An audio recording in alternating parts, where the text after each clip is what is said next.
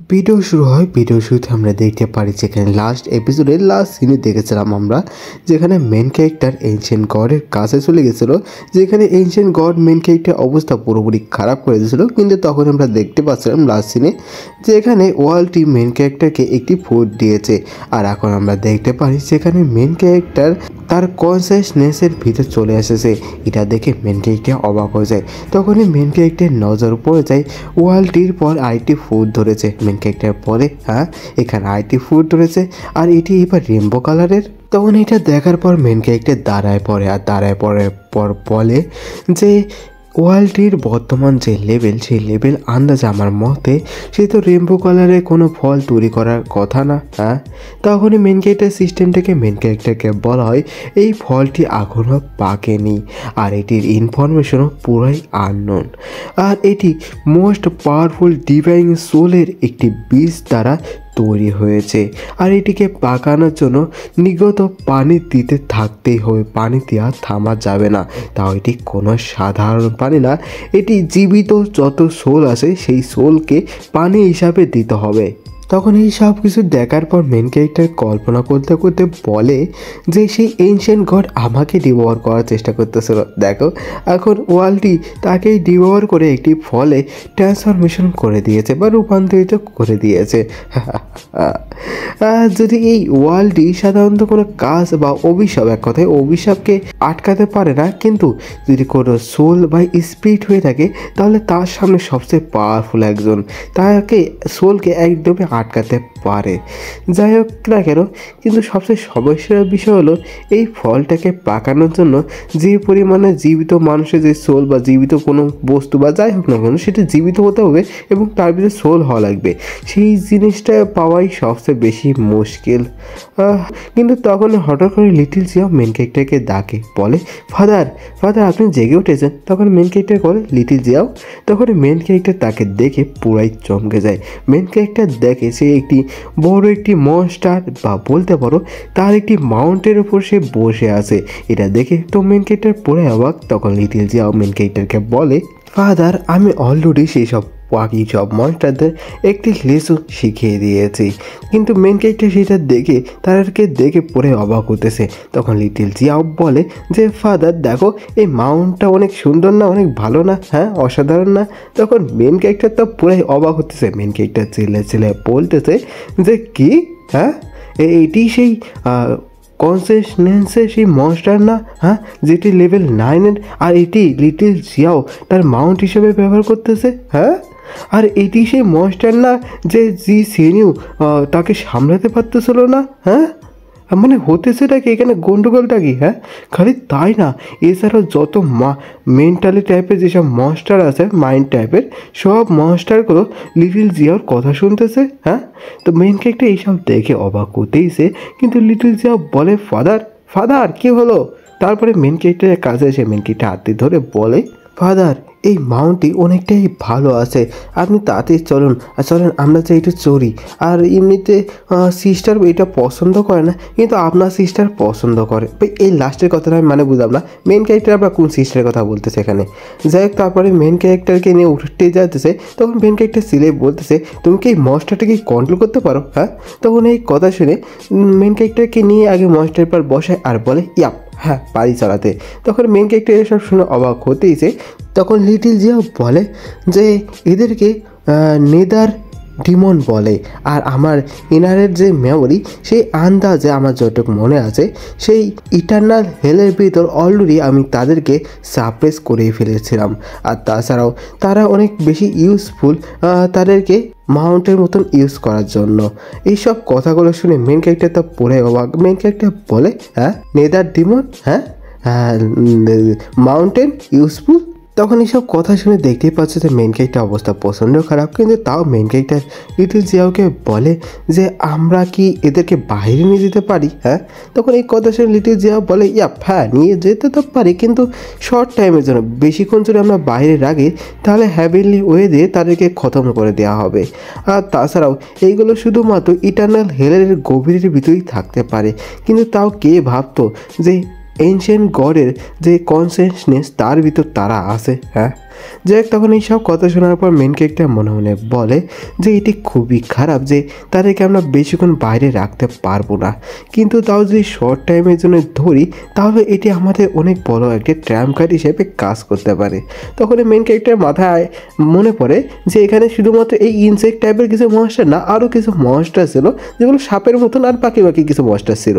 তো এগুলো মনে করে মেন ক্যারেক্টার বলে, ও ভালো কথা, এখানে না আরও কিছু 4 থেকে 5 লেভেলের মনস্টার ছিল, সেগুলো কি হয়েছে? তখন এই কথা শুনে লিটিল জিয়া বলে একটাই কথা, বাকিদের খেয়ে ফেলেছি। তখন এই কথা শুনে দেখতেই পাচ্ছ মেন ক্যারেক্টার আর সেই মনস্টারের আলাদা একটা রিয়াকশন।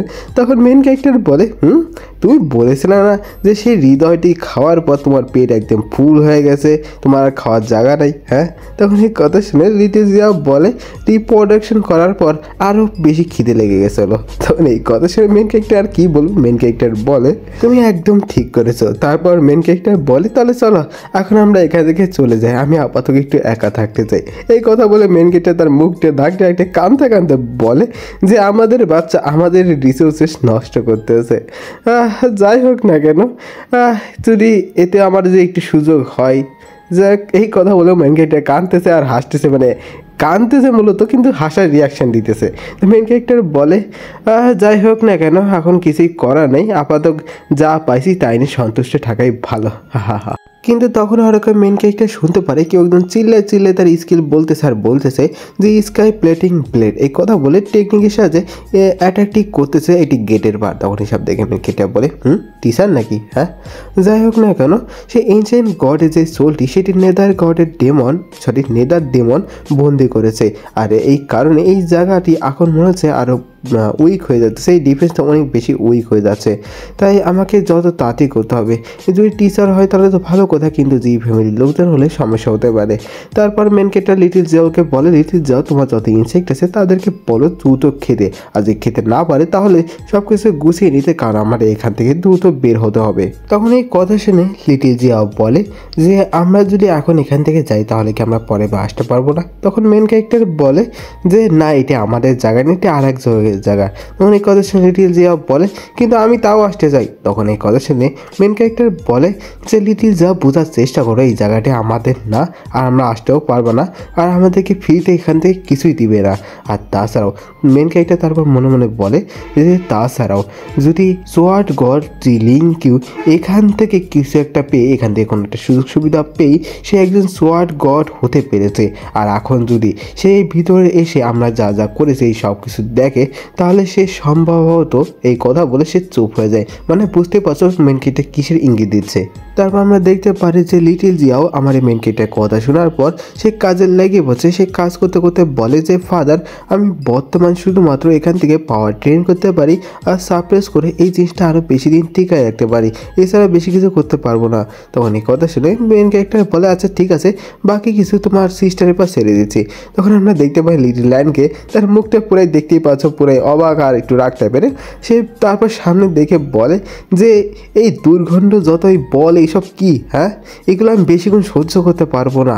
আর সেই লিটিল দুর্গন্ধযুক্ত লিটিল ব্রাদার সে কি করেছে এবার, হ্যাঁ? তখন আমরা দেখতে পারি আমার মেন ক্যারেক্টারকে, যেখানে মেন ক্যারেক্টার অনেক স্পিরিটের সঙ্গে ভাগতেছে আর বলতেছে লিটিল যাও তাড়াতাড়ি ফিরে আসো, বাকি সব কাজ তো শেষই হয়ে গেছে, এখন সময় হয়ে গেছে তাড়াতাড়ি আমার এই মাস্টারকে ডাক দিয়ে আর এখান থেকে দ্রুত এখান থেকে চলে যাওয়া। তারপরে বাইরে আমরা দেখতে পারি যেখানে হ্যাভেলি সোয়ার্ড কিং আর সোয়ার্ড গড জি লিংকিউকে, যেখানে সোয়ার্ড গড অলরেডি সেখানে এতবার অ্যাটাক করে সেখানে একটি দরজায় তৈরি করে ফেলেছে। তখন এটি দেখার পর হ্যাভেলি সোয়ার্ড কিং বলে যে কে বলেছে যে এটি আমি করতে পারবো না, হ্যাঁ? তখন এইসব দেখে সোয়ার্ড গড জি লিংকিউ বলে, হ্যাঁ, এটি এত সহজে হয়ে গেছে, আর দেখে মনে হচ্ছে এনশিয়েন্ট গডের যে ডিফেন্সের যে ব্যারিয়ারটি সেটা অনেক বেশি উইক হয়ে যেতেছে, এক কথায় বলতে পারো সেটি অদৃশ্য হয়ে যেতেছে, হ্যাঁ। তারপরে সোয়ার্ড গড জি লিংকিউ বলে হ্যাভেলি সোয়ার্ড কিংকে যে তাহলে ভিতরে যাই দেখো যে কী অবস্থা। তখন হ্যাভেলি সোয়ার্ড কিংও বলে আচ্ছা ঠিক আছে, যাই দেখা যাক জি জিয়াং সেন এখন ভিতরে কীরকম অবস্থায় আছে। তখন সোয়ার্ড গড জি লিঙ্কেও বলে আমিও তোমার সাথে যাচ্ছি। তখন তারা যাবেই, কিন্তু তখনই হঠাৎ করে মেন ক্যারেক্টার সেখান থেকে বেরিয়ে আসে। মেন ক্যারেক্টার বলে মাস্টার আমাকে তাতে ধরুন, কিন্তু মেন ক্যারেক্টারকে তার মাস্টার ধরার আগেই জি সেনু মেন ক্যারেক্টারকে জড়িয়ে ধরে, বলে যে তুমি ঠিক আছো জিয়াং সেন, তুমি বেরিয়ে এসেছো, তোমার কোনো কিছু হয়নি তো, হ্যাঁ তুমি ঠিক আছো তো? কিন্তু তখনই মেন ক্যারেক্টার বলে তুমি কি করতেছো? তারপর মেন ক্যারেক্টার তাকে জাটাতে মানে দূরে করে বলে যে এখনই একদমই সময় নেই। তখনই হ্যাভেলি সোয়ার্ড কিং মেন ক্যারেক্টার কাছে এসে বলে যে অ্যাকশন কী হয়েছে তোমার, হ্যাঁ কিসের সময় নেই? তখনই মেন ক্যারেক্টার তার কাছে এসে বলে যে দ্রুত এখান থেকে চলুন, আমরা যদি এখানে দ্রুত না যাই তাহলে আমরা এখানেই মরবো। তখন এই কথা শোনা মাত্র হ্যাভেলি সোয়ার্ড কিং এর যে চেহারাটা দেখতেই পাচ্ছ, সে বুঝে গেছে কিছু তো গন্ডগোল আছে। তখন এই কথা শোনা মাত্র স্পিডের সঙ্গে মেন ক্যারেক্টারকে নিয়ে সেখান থেকে ভেগে যায়। আর মেন ক্যারেক্টারকে নিয়ে ভাগা দেখে পিছন থেকে জি সেনু কাঁদতে বলে, মানে কান্নার মুখ করে বলে যে জিয়াং সেন কি আমাকে ঘৃণা করে, হ্যাঁ? কিন্তু তখনই জি সেনুরে ইউ ফাদার এসব দেখে চিল্লে বলে যে তোমার এত বড় সাহস যে আমি তোমাকে এনশিয়েন্ট গডের সেই ব্লাডগুলো দিয়েছি আর তুমি আজকে আমার মেয়েকে আমার কান্নাচ্ছ, এত বড় সাহস, হ্যাঁ? তখন এই সব কথা শুনে জি সিনে উল্টে তার ফাদার রেগে যায় বলে যে ফাদার তোমার এত বড় সাহস, তুমি জি সিনের সাথে এইভাবে ব্যবহার করতেছো, সে আমার জীবন বাঁচিয়েছে যখন আমি বিপদের ভিতর ছিলাম। তখন এই কথা বলার পর সে নিজেই মনে ভাবছে জি সিনিউ যে আমার লাইফ বাঁচাইছে, হ্যাঁ তাহলে এর মানে না যে সে আমাকে পছন্দ করে, হ্যাঁ? তারপর মেন ক্যারেক্টার সিগমা চেহারাকে দেখে মনে বলে যে সে আমাকে আসলে পছন্দ করে, কিন্তু সে যদি আমাকে পছন্দই করে তাহলে আমার সাথে এরকম ব্যবহার করতেছে কেন, হ্যাঁ? আমার মনে হয় যে ওই হ্যাভেন র্যাঙ্কিং যে টুর্নামেন্টে সেখানে যাতে আমার সাথে তার কম্পিটিশনে যে আগে পরে না হয়ে যায়, একজন পিছু না হয়ে যায়, এই কারণে হয়তো আমার কথা ভেবেই সে আমার সাথে এরকম ব্যবহার করতেছে। ভাই যাই বলো না কেন, মেন ক্যারেক্টারের টিম মানে লাভ টিমে আরেকজন অ্যাড হয়ে গেছে। ওকে, যাক এই সব নিয়ে জি সেনিউ কথা বলতেছে, সে বলতেছে যে হ্যাভেন র্যাঙ্কে আমি জিয়াং সেনকে হারাবই, মানে এতক্ষণ ভালোবাসা দিতেছিল, তা এখন আবার কম্পিটিশনের কথা মনে পড়ে গেল। যাই হোক এই সব কিছু নিয়ে তাদের কাহিনি চলতেছে, কিন্তু আমরা এখন যদি দেখতে পারি সোয়ার্ড গড জি লিঙ্কিউকে সে বলে যে হঠাৎ করে জিয়াং সেন এইভাবে আচরণ করলো কে, এত তাড়াহুড়া করলো কে, হ্যাঁ আমার ভিতরে যায় একবার চেক করা উচিত। তারপর যখন ভিতরে যায় দেখে বলে হ্যাঁ এখানে সব রিসোর্সেস শেষ হয়ে গেছে, কিছুই নেই। এবার বুঝতে পেরেছি যে সে এত বেশি তাড়াহুড়া করতেছিল কেন, সে সব কিছু শেষ করে দিয়েছে, এখন নিজেকে অপরাধী ফিল করার জন্য সে দ্রুত এখান থেকে ভেগে গেছে। কিন্তু তাও কিছু তো রেখে দেওয়া যাইতো না, কিছু তো। কিন্তু যাই হোক, কিন্তু আমি বুঝতে পারতেছি না এখানে অনেকগুলো ডিমন মনস্টার ছিল, এমনকি 9 ট্রান্সফরমেশন বা বলতে পারো 9 লেভেলের মনস্টারগুলো ছিল। তাদের সাথে ফাইট করার সময় আগের বার আমি একটুর জন্য বেঁচে ফিরে এসেছি, কিন্তু জিয়াং সেন তাদেরকে কীভাবে খতম করলো, হ্যাঁ? সত্যি সেই বাচ্চাটি কিছু তো লুকিয়ে আছে। কিন্তু যাই হোক যেন এটা যদি ভবিষ্যতের জন্য ভালোই হয় তাহলে এটা আমি মেনে দেবো। কিন্তু কিট সেই বস্টার্ড, তুমি সত্যি আমাকে অনেক বেশি আন্ডার এস্টিমেট করেছো। যাই হোক তারপর সেই আমরা দেখতে পারি যেখানে মেন ক্যারেক্টার তার মাস্টারের কাছে সব কিছু বলছে, আর এই কথা শুনে আর হ্যাভেলি সোয়ার্ড কিং বলতেছে হ্যাঁ তুমি বলে আছো যে সোয়ার্ড গড জি লিঙ্কের যত রিসোর্সেস আছে সব কিছু তুমি ক্লিয়ার করে ফেলেছো, হ্যাঁ? অনেক কথা শুনে মেন ক্যারেক্টার বলে হ্যাঁ আপনি যেভাবে ভাবতে পারেন। তখন এই সব কথাগুলো শোনার পর হ্যাভেলি সোয়ার্ড কিং মনে বলে যে আমি কাইতিয়ান, যে একজন ভালো আইনবিধি মেনে চলা একজন ভালো নাগরিক, কিন্তু আমি এরকম কিছু কুত্তার ডিসাইপল কোনতে পেলাম, হ্যাঁ? আমার ফার্স্ট ডিসাইপল, ভাই ফার্স্ট ডিসাইপলের ব্যাপারে কী বললাম আমি হয়তো ভালো তো বুঝিনি, কিন্তু যতটুকু বলছে যে ফার্স্ট ডিসাইপল কোনো জায়গায় যুদ্ধ লাগাই দিয়েছিল, আর সেকেন্ড ডিসাইপল বড় ফ্যামিলির যেসব মেয়ে তারের পিছনে পড়ে গেছিলো, আর আমার থার্ড ডিসাইপল জিয়াং চেন, এর সম্পর্কে শব্দ দ্বারা তো বলা সম্ভবই না। ভাই যাই বলো মেন ক্যারেক্টার সম্পর্কে একদম কারেক্ট বলেছে। যাই হোক তারপরে মেন ক্যারেক্টার এক্সাইটেড হয়ে মেন ক্যারেক্টার বলে যে মাস্টার আর 3 দিন পর হ্যাভেন র্যাঙ্কিং টুর্নামেন্ট, আপনার কি মনে হয় আমার বর্তমান যে পরিমাণে পাওয়ার আমি কি জিয়াও ইউশুয়ান আর জি জুয়ান ইউকে হারাতে পারবো? তখন এই কথা শুনে হ্যাভেলি সোয়ার্ড কিং বলে যে তোমার বর্তমান যে পাওয়ার সেই আন্দাজে জি জুয়ান ইউকে তুমি আরামসে হারাতে তো পারবা, কিন্তু জিয়াং ইউসুয়ানের কথা যদি বলি তাহলে সেই ডিমন সিটিতেও এইটি ভালো একটি সফলতা পেয়েছে, এর জন্য কিছু বলা যায় না। আর ইয়ান ঝাংয়ের কথা যদি বলি, এই কথা বলে সে চুপ হয়ে যায়, তারপর বলে আমি শুনেছি যে তাকে শুধুমাত্র এই জেনারেশনে না, টোটাল 800 বছরের যত জেনারেশন আছে তার ভিতরে গ্রেটেস্ট ট্যালেন্ট হিসাবে তাকে ধরা হয়েছে, মানে সবচেয়ে ট্যালেন্টেড হিসাবে 800 বছরের ভিতর। এছাড়াও সাধারণত সবাইকে আবেগ হওয়ার জন্য তাকে 18 বছর হওয়া লাগে, কিন্তু তার ক্ষেত্রে নয়, সে শুধুমাত্র 3 বছর বয়সে আবেগিং হয়ে গেছিল। এছাড়াও সে শুধুমাত্র 12 বছর বয়সে ফরবিডেন এলাকায় গিয়েছিল, আর 15 বছর বয়সে সে ফিরে এসেছিল, আর তারপর 3 বছর সে ক্যাপিটালে ট্রেনিং করেছে। তখন এই কথা শুনে মেন ক্যারেক্টার বলে যে সে যদি এত তাড়াতাড়ি আবেগিং করে থাকে তাহলে তার লেভেল এত কম কেন? হ্যাঁ, তখন এই কথা শুনে হ্যাবিলিস ওয়ার্কিং বলে এর কারণ হলো সে নিজের ক্লাসের পাশাপাশি আরও 10,000 ক্লানের যেসব টেকনিক সেগুলো সে সেখান থেকে শিখে এসেছে, প্র্যাকটিস করেছে। তখন এই কথা শুনে মেন ক্যারেক্টার তো পুরো চমকে যায়। মেন ক্যারেক্টার বলে কি 10,000 ক্লানের টেকনিক শিখে এসেছে? হ্যাঁ, কিন্তু তখন আমরা দেখতে পারি ইয়ান ঝাংকে সে বলতেছে কাউকে যে আমার ব্লাড ফিজিকটা অনেক তাড়াতাড়ি শেষ হয়ে যাবে। আর ভালো কথা, জিয়াং সেনের সম্পর্কে কি নতুন কোনো খবর আছে? তারপর ভাই আমার হ্যাভেলিস ওয়ার্কিং আর আমার মেন ক্যারেক্টার কিছু কথা বলে, কিন্তু আমি একদম ইম্পর্টেন্টগুলো বলতেছি আর একদম ফালতু জিনিসগুলো স্কিপ করে সোজা ভাষায় বলতেছি তোমাদের। যেখানে মেন ক্যারেক্টার তার মাস্টারের কাছে জিজ্ঞেস করে যে তিয়ান ওয়ান সেক্টের যেসব টেকনিকগুলো সেগুলো কি মেন ক্যারেক্টার শিখতে পারবে? তখন মেন ক্যারেক্টারের মাস্টার কথা শুনে বলে যে আমি জানি না, আর এই মুহূর্তে শুধুমাত্র ইয়ান ঝানে এই টেকনিকগুলো শিখেছে। আর ইয়ান ঝানু যে এটা শিখেছে তার কারণ তার অনেক আগে একবার যুদ্ধ হয়েছিল, আর যুদ্ধের সময় সেই টেকনিকগুলো তারা দখল করতে পেরেছিল, তার কারণে তার কাছে এই টেকনিকগুলো আছে। আর এই মুহূর্তে এই যুদ্ধ হওয়া কোনো সম্ভব না, আর এই কারণে এইভাবে টেকনিকগুলো পাওয়া সম্ভব না।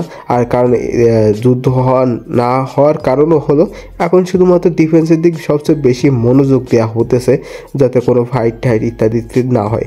এখন যদি তুমি আমাকে জোর হলো, তাও আমার কাছে কোনো উপায় নেই যে এই টেকনিকগুলো তোমাকে আমি শেখাতে পারবো কোনোভাবে। কিন্তু একটা উপায় আছে, তুমি শিখতে পারো। তুমি যদি হ্যাভিলি র্যাঙ্কের ফার্স্ট পজিশনে পৌঁছতে পারো তাহলে তোমার অথরিটির সাহায্যে তুমি কিছু ম্যানুয়াল পেতে পারো যা তুমি শিখতে পারো।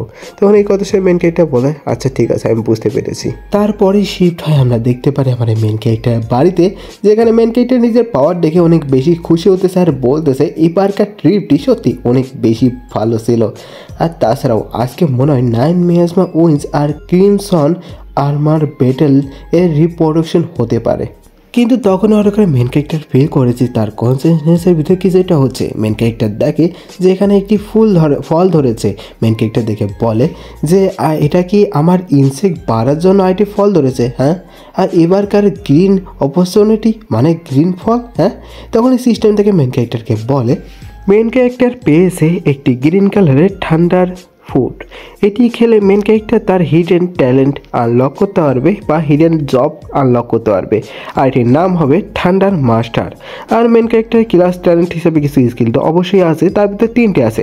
তার ভিতরে প্রথম যেটি হলো সেটা হলো লাইটিং ফ্লাশ। এটি লেভেল 1-এর আর এটি রেড গ্রেডের। ওকে, রেড। তাই এটির সাহায্যে মেন ক্যারেক্টার ঠান্ডার ইউজ করতে পারবে, স্বাভাবিক বিষয়। আর মেন ক্যারেক্টার নিজের বডিকে ট্রান্সফরমেশন করে লাইটিং বা কারেন্ট চাইব না সেরকম বানাতে পারবে, আর টেলিপোর্ট হতে পারবে। লাইটিং যত দূর আছে মানে কারেন্ট যত দূর আছে কারেন্টের ভিতর দিয়ে মেন ক্যারেক্টার টেলিপোর্ট হতে পারবে নিজের বডি লাইটিংয়ের মতন করে বা কারেন্টের মতন তৈরি করে। তার নেক্সট যে স্কিলটি মেন ক্যারেক্টার পেয়েছে সেটা হলো ঠান্ডার অ্যাসেসমেন্ট, এরকম কিছু একটা নাম হবে, আমার ঠিক মনে নাই, কিন্তু এরকম কিছু একটা হবে নাম। তাই এটির সাহায্যে মেন ক্যারেক্টার যে কোনো ঠান্ডার বা বিদ্যুৎ যাই বলানো যায় তাকে অ্যাবজর্ব করতে পারবে, তাকে স্টোর করতে পারবে এবং সেটাকে রিলিজও করতে পারবে। মানে মেন ক্যারেক্টার যে কোনো লাইটিংকে অ্যাবজর্ব করতে পারবে, ব্যাটারির মতন অ্যাবজর্ব করতে পারবে, সেটা রিলিজও করতে পারবে। ওকে, আর আরেকটি স্কিল আছে 3 নম্বর স্কিল, সেটা হলো ডিভাইন জাজমেন্ট।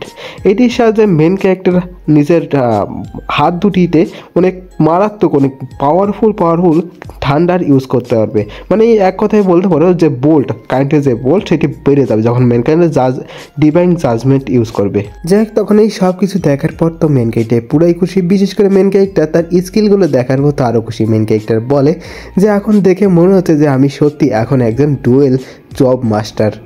তখন সিস্টেম থেকে মেন ক্যারেক্টারকে বলা হয় যে আপনার crimson armour battle total 30,000 reproduction হয়েছে, আর 9 miasma wins total 12 million insect reproduction হয়েছে। আর দেখতেই পাচ্ছ লিটিল লাইন তো প্রথমে রেগে চিলে বলতেছে যে তোমার যদি রিপ্রোডাকশন কমপ্লিট হয়ে যায় তাড়াতাড়ি এখান থেকে বের হয়ে যাও, মানে তার ঘর থেকে বের হতে বলতেছে। তো এই সব কিছু দেখার পর বিশেষ করে ক্রিমসন আর্মার ব্যাটেলের 30,000 দেখে সবচেয়ে বেশি খুশি হয়, কারণ main character crimson armour battle যত বেশি হবে মেন ক্যারেক্টারের শারীরিক শক্তি অত বেশি হবে। তাই এটা দেখার পর মেন ক্যারেক্টার অনেক বেশি খুশি হয়ে যায়। তারপর মেন ক্যারেক্টার সিস্টেম থেকে মেন ক্যারেক্টারকে ইনফরমেশন বলা হয় যে Name Jiang Chen. Level Second Transfer LV36. Identity Insect Overlord. Job classes Divine Level Soul Cultivator, Divine Level Thunder Master, Unique Hidden Class. Talent 1 Growth of All Things, Rainbow. Godspeed Evolution, Rainbow. Ancient Tree of Origin, Rainbow. Talent 2 Lightning Flash, Red. Thunder Assimilation, Red. Divine Judgment, Purple. Techniques Sword of Man, Purple. Sword of Earth, Purple. Sword of Heaven, Gold. Sword of Great Dad, Rainbow. এবার ভাই বলো কেমন হয়েছে একটু? হ্যাঁ, এই জায়গা মূলত কি কোনো বোঝানোর মতন কিছুই নেই, তাই ভালো না আমি তো এই ফিলি বলে দিই, আরও বেশি ইজি হবে না, আর আমার বলতে ইচ্ছা করতেছিল না এত কিছু, তাই এই ফিলি বলে দিলাম। তোমরা এটা অবশ্যই কমেন্টে জানেন কেমন হয়েছে।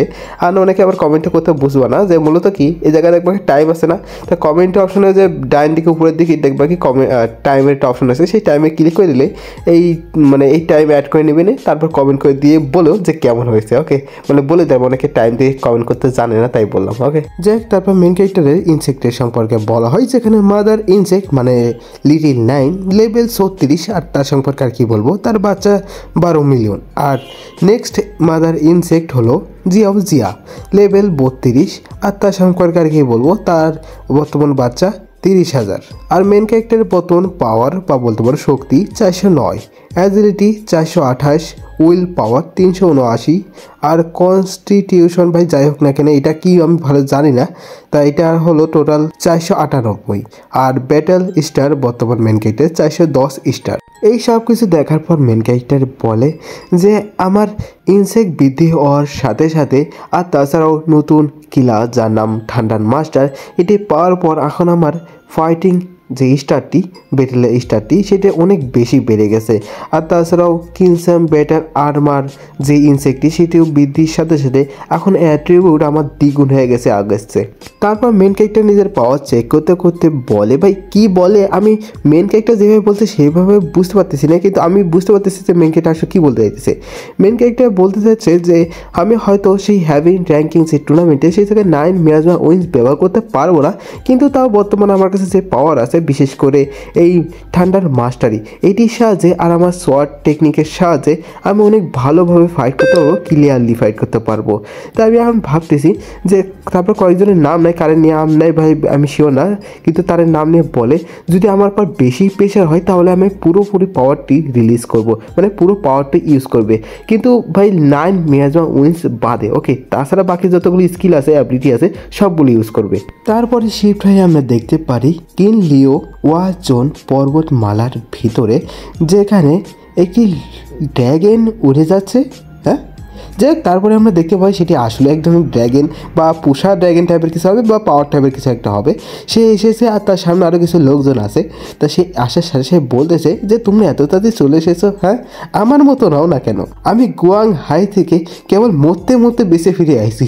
তখন একজন মহিলা তাকে ভালো করে দেখার পর বলে যে দেখো ওয়াং হাই থেকে আসা একজন লোক যে ওয়াজন গার্ডিয়েন্ট, তার একবার ভালো করে দেখো একদম জঘন্য লাগতেছে। আমি নিজেও তো একজন ওয়াজন গার্ডিয়ান, কিন্তু আমাদের ভিতরে এত বেশি পার্থক্য কেন? হ্যাঁ, তখন পাশ থেকে একজন লোকও বলে দুনিয়াতে সবচেয়ে অদ্ভুত লোকের কথা বলা হয় না কেন, তাহলে এর কথাই সর্বপ্রথম আসবে। তখন এই কথা শুনে সেই লোকটি আরামসে তার যে ড্র্যাগন বা যাই হোক তারপর বসে বলে যে এখন আমি এই সব বিষয়ে কিছুই করতে পারবো না, কারণ আমরা গুয়াং হাইয়ের লোকেরা শুধুমাত্র উপস্থিতির দিক থেকেই বেশি যত্নশীল। তখন এই কথা শুনে যে দেখতেই পাচ্ছ যে একটা চামড়া টাইপের পোশাক পরে আছে, সে প্রচণ্ড রেগে যায় চিল্লিয়ে বলে তুমি শুধুমাত্র আজে বাজে কথা বলতেছো। তখনই পাশ থেকে তাকে শান্ত করে বলে যে এখন এসব কথা বাদ দাও, এখন মেন কথাই ফিরে আসি আমরা। তারপর ভাই তারা আলোচনা শুরু করে দেয়। আজ কীভাবে আলোচনা শুরু করছে, আমাকে কী বলছে, কিরা বলছে, আমরা যদি বলি তাহলে একটা বোরিং লাগবে তোমাদের। আর ইম্পর্টেন্ট এসা খুব বেশি ইম্পর্টেন্ট পার্ট কিছু নেই। আমি শর্টকাট কী হয়েছে জায়গা কী তারা বলার চেষ্টা করছে ইম্পর্টেন্ট সেগুলো বলে দিতেছি। ওকে, মূলত সেই লাল যে টি শার্ট পরা যে লোকটি সে বলা শুরু করে দেয় যে সে বলে যে প্রতিবার হ্যাভেন র্যাঙ্কিং টুর্নামেন্ট যেভাবে হয়ে থাকে প্রতি বছর, কিন্তু এবার সেভাবে হবে না। কারণ এবার পাওয়ারফুল রাজধানী ছাড়াও ভিতরে আছে আমাদের ম্যাজিক সিটি আর জিয়াং নান। আর বিশেষ করে জিয়াং নানের বর্তমান জিয়াও ইউশান ছাড়াও জিয়াং চেনও আছে, মানে আমার মেন ক্যারেক্টারও আছে। তা সে আরও বলে যে প্রতিবার তো জিয়াও ইউশান আমাদের সাথে অনেক ভালো বন্ধুত্ব রেখেছে, এক কথায় ভাইয়ের মতনই ছিল, কিন্তু এবার দেখে মনে হচ্ছে না যে তার আমাদের সাথে জয়েন্ট হওয়ার কোনো ইচ্ছা আছে।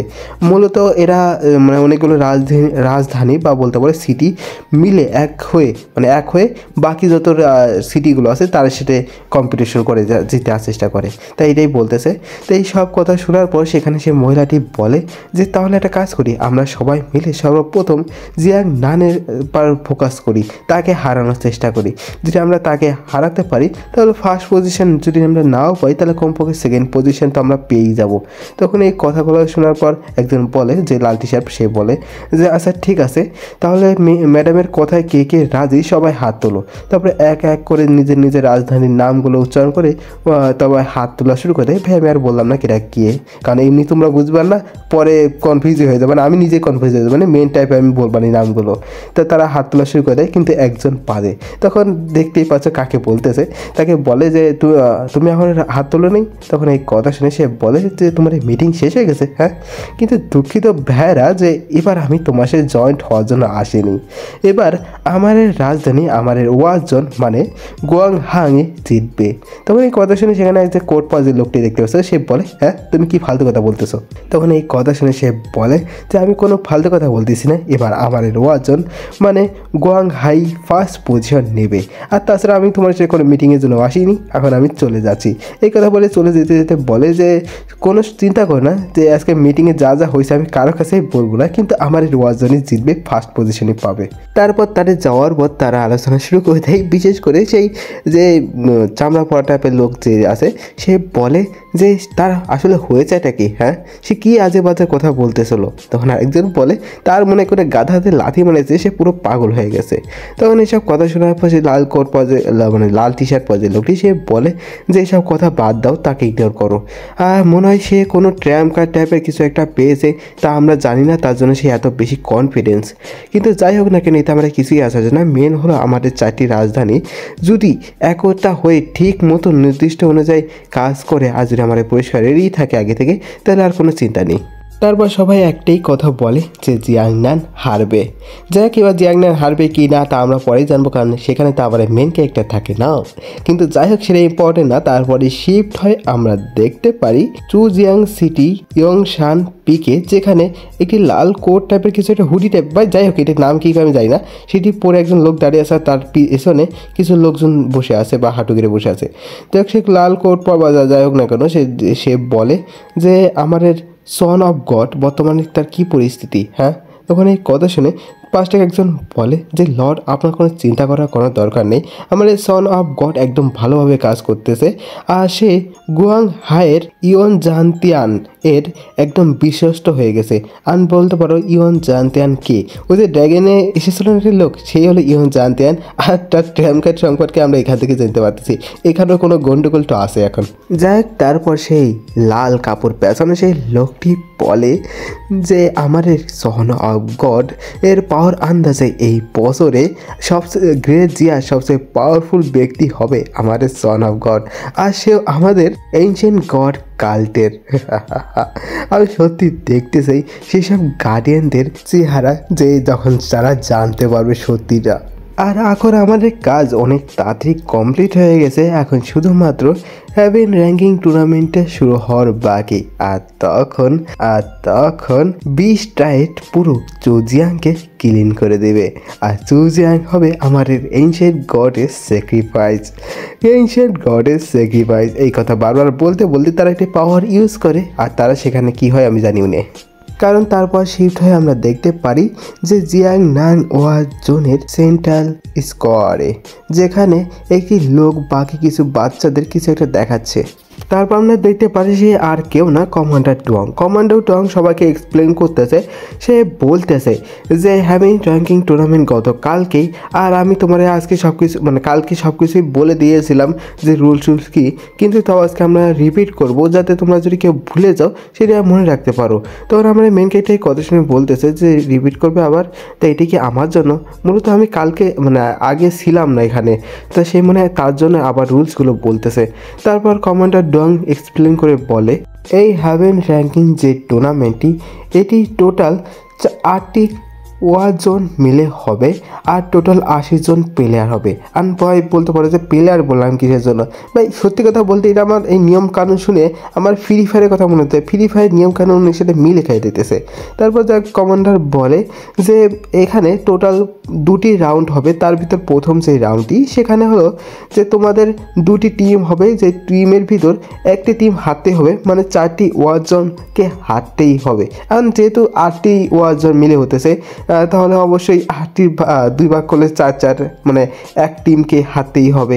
তা এই কথা শোনার পর সবাই মানে আলোচনা করতেছে, মেন ক্যারেক্টার সব কথা মনোযোগ দিয়ে শুনতেছে। তখন কমান্ডার আরও বলে যে তুমি হয়তো মনে করতে পারো যে আমি এক জায়গায় দাঁড়ায় থাকবো, অনেকক্ষণ দাঁড়ায় থাকবো, হ্যাঁ তাহলে কি হবে না, তাহলে তোমার উপর একটি ঠান্ডার স্টেট বা বলতে পারো কারেন্ট এসে পড়বে আর তুমি ডেড হয়ে যাবা। আর তোমরা যদি ভাই মনে আছে যে ফ্রি ফায়ারে বর্তমানে একটা আপডেট আছে যে জায়গায় যদি অনেকক্ষণ এক জায়গায় দাঁড়ায় থাকা যায় তাহলে মানে গাড়ি না আমাদেরকে টেনে ধরে নিয়ে চলে যায় এনিমির কাছে। একটা হলো মিললো, আর দ্বিতীয় হলো যে তোমরা যদি মনে করো যে আমরা অনেকক্ষণ মানে আস্তে আস্তে যাবো, অনেকক্ষণ তো যাওয়া যাবে না, এখানে একটা মানে জোন আছে না, ফ্রি ফায়ারের জোনের মতন কিছু একটা আছে জায়গা, তো সেইটা তোমাদেরকে টেনে নিয়ে আসবে, তোমাদেরকে ফাইট করতেই হবে মূলত। আর তাছাড়াও আরেকটি হলো যে এখানে যদি তোমরা মারা যাও তাহলে মৃত্যুটা তোমার একদম রিয়েল ফিল হবে, কিন্তু আসলে তোমরা মারা যাবা না। তখন এই কথা শুনে মেন ক্যারেক্টার অনেক বেশি এক্সাইটেড হয়ে যায়, এত বেশি এক্সাইটেড হয়ে যায় যে কিছু মেন ক্যারেক্টার ঠান্ডার বের হওয়া শুরু করে দেয়। তখন পাঁচটিকে একজন দেখতেও ছিল, তো আসলে মেন ক্যারেক্টার মনে মনে ভাবতেছিল যে ঠান্ডার স্টেট মানে এর মানে এই না যে আমার ঠান্ডার মাস্টার যে অ্যাবিলিটি সেটির সাহায্যে আমি আমার নিজেকে চার্জ করতে পারবো। মানে মেন ক্যারেক্টার যখন এখন দাঁড়াতে ঠান্ডার পরে তাহলে মেন ক্যারেক্টার মরবে না, কিন্তু মেন ক্যারেক্টার যে ঠান্ডা যে অ্যাবজর্ব করে সেটি অ্যাবজর্ব হবে, আর মেন ক্যারেক্টার সেটি স্টারও করে রাখতে পারে, মানে জমা করে রাখতে পারবে। যাই হোক, তারপর জেনারেল আরও বলে যে নেক্সট যে ট্রায়ালটি হবে বা যে নেক্সট যে রাউন্ডটি হবে সেখানে মূলত সোলো ফাইট হবে, মানে একজনকে ফাইট করতে হবে সোলোতে। আর এখান থেকে কিন্তু আমি এখানে একটা জিনিস বুঝলাম না, যে জেনারেল বললো যে ফার্স্ট যে ট্রায়াল সেটা এখান থেকে এলিমিনেট হওয়ার পর টোটাল 30 জন প্লেয়ার থাকবে, কিন্তু আমি বুঝলাম না কিসের জন্য 80 জনের ভিতর তুই ভাগও করে 40 হওয়ার কথা, তো 30 হলো ক্যাম্পা, যাই না ক্যাম্পা হলো, কিন্তু বলে যে 30 জন থাকবে আর 30 জনের ভিতর ফাইট হবে। আর নিয়ম অনেক সোজা, যে জিতবে সে থাকবে আর যে হারবে সে চলে যাবে, এই হলো নিয়ম। যাই হোক, তারপর জেনারেল বলে যে যেহেতু তোমরা 10 জন, এখন 10 জনের ভিতর যে টিম লিডার কে হবে বেছে নাও। তারপর এই কথা শুনে অনেকে বলতে টিম লিডার, হ্যাঁ তখন আরেকজন 5 থেকে কি যেন বলে যে টিম লিডার এটা আবার বাসাও লাগে নাকি। তখন মেন ক্যারেক্টার মনে মনে বলে যে আমি কে যেন ফিল করতেছি যে কেউ আমার দিক তাকায় আছে। তখনই হ্যাঁ নাও আর স্যান্ডাও চিল্লে বলে যে আমাদের টিম লিডার হবে জিয়াং সেন। আর মেন ক্যারেক্টার দেখতেই পাচ্ছ তার কাহিনী দেখে আর মেন ক্যারেক্টার আর কি বলবে ভাই। তারপর মেন ক্যারেক্টার পিছন চাই দুজনকে দেখতে পাচ্ছ, তারা দুজন কি মনে আছে তোমাদের? হ্যাঁ, মূলত ওই যে হ্যাভেলি সোয়ার্ড কিং একবার অন্য একটা ওয়াল বা অন্য একটা জায়গা নিয়ে গেছিলো না, যেটা মেন ক্যারেক্টার সিঁড়িতে উঠছিলো, তো সিঁড়িতে ওঠার সময় মেন ক্যারেক্টারের পিছনে ছিল প্রথমে, মানে প্রথমের দিকেই, হ্যাঁ প্রথমের দিক, তা এরাই দুইজন। হ্যাঁ ভাই, আমার মনে করতেছে না এর নাম, কিন্তু ভাই যাই হোক এরা বিশেষ করে এরাও বলে যে আমার টিম মেম্বার জিয়াং সেন হবে, কিন্তু এটা ইন্টারেস্টিং ব্যাপার না। দেখতে পাচ্ছ একজন লাভের মতন করা ট্রাই করতেছে আর একজন থামসাম করছে, মানে ও চাইতেছিল যে ওই হ্যান আওয়ার স্যান্ডার মতো লাভ করার। যাই হোক, তখন এইসব দেখার পর মেন ক্যারেক্টার মনে মনে ভাবতেছে এমনকি আমাকে খুশি হওয়া উচিত। হ্যাঁ, তারপর আমরা দেখতে পারি যে ট্যাং ইং আর হলো জিয়াও ইউশন, সেও বলে যে আমি জিয়াং সেনকেই চুজ করতেছি। আর সেই লাল চুল আলা যে তাকে দেখতেছে ভাই, তার নাম সবচেয়ে ইজি ছিল কিন্তু আমি ভুলে গেছি মূলত, তা লেখা ছিল, লেখার পৃষ্ঠাতে অনেক আগে হারিয়ে গেছে। যাই হোক, সে বলে যে জিয়াং সেন তো অনেক বেশি পাওয়ারফুল হতে পারে, কিন্তু আমি জিয়াও ইউশনকেই চুজ করলাম। তখন আরও দুজন বেরিয়ে আসে ভাই, ডান পাশে যাকে দেখতেছো সে বলে যে আমিও জিয়াং সেনকেই চুজ করতেছি, তার কারণ সে হ্যান্ডসাম। বাবা, তখন পাশ থেকে আরেকজন বলে মিটু মিটু। তখন মেন ক্যারেক্টার তার এই কাহিনী দেখে বলে বুঝছি, কিন্তু তোমার এই নামটাই তো আমি জানি না। তখন সেই মেয়েটি যে তাকে, সে ডান পাশে ছিল মেয়েটি, সে বলে যে আমার নাম লিবিং, আমি একজন নার্স। আর একজন বলে যে আমার নাম মনে রাখা সবচেয়ে সোজা, কিন্তু আমার জন্য কঠিন। ওকে, ওয়াং জি, ওর নাম হলো ওয়াং জি। তখনই জিয়াও ইউশোয়ান মেন ক্যারেক্টারের কাছে আসে, বলে যে আমি জিয়াং চেন, আমিও তোমাকে ভোট দেবো, তার কারণ হলো মজা করার জন্য। তখন এই কথা মেন ক্যারেক্টার বলে তুমিও, হ্যাঁ? তখন মেন ক্যারেক্টার সবার সামনে অসহায়ের মতন বলে যে আমি আসলে টিম লিডার হতে চাই না, কারণ আমার মন খুবই দুর্বল, আমি বেশি প্রেশার নিতে পারি না। ভাই এই কথা শুনে জেনারেল দেখতে বছর রেগে আছে ভাই। কিন্তু যাই কম, মেন ক্যারেক্টারের কথা আমি একমত, কারণ মেন ক্যারেক্টার আমি সেম টু সেম। যাই হোক, তারপর জেনারেল প্রচণ্ড রেগে যে চিলে বলে যে ইউ লিটিল রাস্কেল, তুমি যদি 800 বছরও হয়ে যাও না, নিজের সিনিয়র ব্যাদারের সামনে নিজেকে দেখানো অনেক বেশি বড় কঠিন কাজ, তাও তুমি এটা করে দেখাইছো, তার জন্য অবশ্যই নিজের সিনিয়র ব্যাদারে ভরসা রাখিও। তারপর জেনারেল সবাইকে বলে যে আমাদের জিয়াং নান প্রতি বছর হেরেছে, এই কারণে প্রতি বছর বাকি সবাই আমাদেরকে খেপাইছে, কিন্তু এবার তোমার এবার বসা যে আমাদের জেনারেল জিয়াং নান উপরে উঠতে পারবে কি না। আর এটি আমার তরফ থেকে গিরিপ, এই টেলিভিশন জোনের এই সিঁড়িটি, এটির সাথে তোমরা এখন যাবা। আর আমার আশা যে তোমরা অবশ্যই উপরে উঠবা, তোমরা হাইতে উঠতে পারবা অবশ্যই।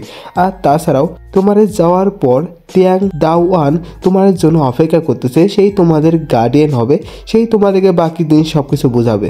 তখন এই কথা শুনে সবাই বলে ইয়েস স্যার। আর এর সাথে সে আমার এপিসোডটি এখানে শেষ হয়ে যায়। ভিডিওটি ভালো লাগলে অবশ্যই লাইক কমেন্ট শেয়ার করে দিও। আজকের ভিডিও জানি অনেক কিছু খারাপ হতে পারে, কারণ একটা আমার গলায় কাজ জমে আছে, গলায় নাক মুখ যেখানে গেছে কাজ জমে আছে, কথা বলতে কষ্ট হচ্ছে, মাঝে ভয়েস চেঞ্জ হতেছে, তোমরা আশা করতে এর পাইতেছো। আর তাছাড়া ব্যাকগ্রাউন্ড রিমুভ করারও কিছুই নাই, এই জন্য আরও বেশি খারাপ লাগতেছে। কিছুই করার নাই। যাই, ভিডিওটি ভালো লাগলে অবশ্যই লাইক করে দিও। ওকে, অবশ্যই এটা কমেন্টও করে দিও। আর কিছু বলবো না, good bye, tata, see you.